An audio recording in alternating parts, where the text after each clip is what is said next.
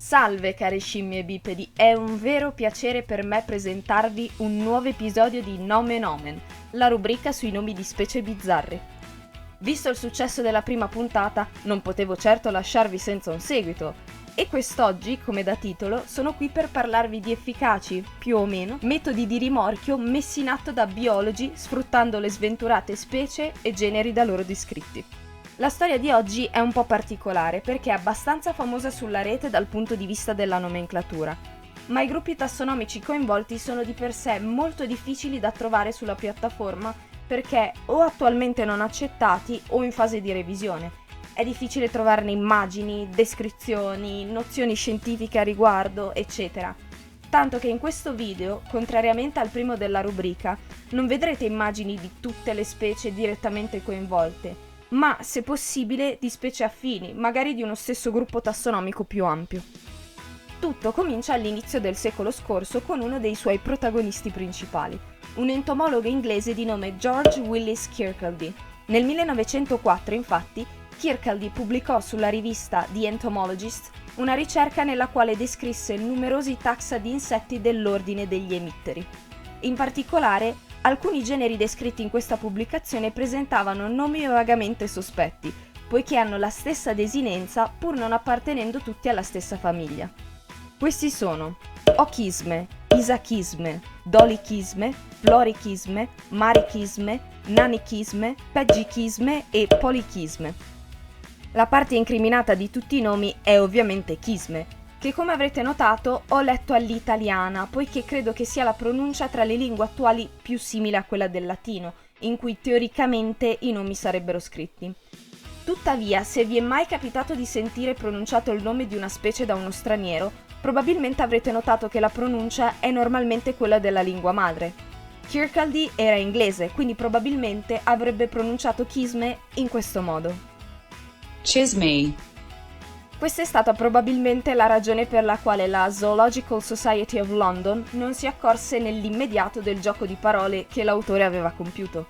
Se separiamo in due la parola e pronunciamo il CH come una C dura, otterremo kiss me. E se vi dicessi che a parte ochisme, la prima parte dei nomi dei generi sono la trascrizione di nomi di donna?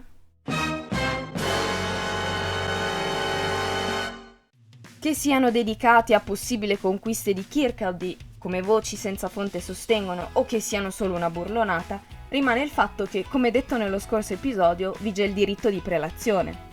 Quindi a nulla sono valsi gli sforzi di un certo Walsingham, che nel 1912, a 2 anni dalla morte di Kirkcaldy e a 8 dalla descrizione dei generi, scrisse indignata ad un importante membro della Zoological Society chiedendo che tali nomi fossero resi invalidi e che si decidessero delle regole per evitare che l'accaduto si ripetesse. Ma io avrei voluto vedere la faccia di questo quando si è accorto del fatto. Oh cielo, quale frivolezza! In descrizione trovate il link alla lettera nel caso vi vada di leggerla. E ancora, pensate alla sua faccia se qualcuno gli avesse detto non solo che non è possibile cambiare i nomi, ma che a distanza di 98 anni un altro entomologo, Neil Hevenhouse, avrebbe chiamato una specie fossile di mosca Carmen Electra Chichisme, quindi Carmen Electra mi bacia. Nell'articolo in cui venne presentata per la prima volta la specie, l'autore scrive: il genere prende il nome dalla celebrità di televisione, film e riviste Carmen Electra. Entrambi gli omonimi esemplificano una splendida struttura somatica per i loro rispettivi taxa. Il nome specifico è una combinazione arbitraria di lettere ed è trattato come un nome in apposizione. Se nome in apposizione, ma chi vuoi fregare?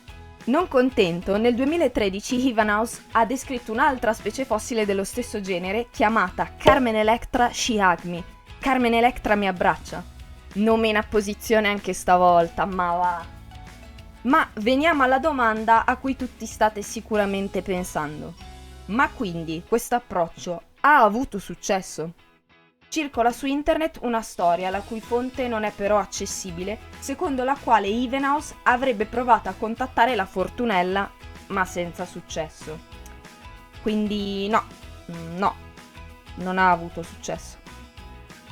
Ehi, sono una biologa e mi piacerebbe condividere la mia passione per la biologia con gli altri.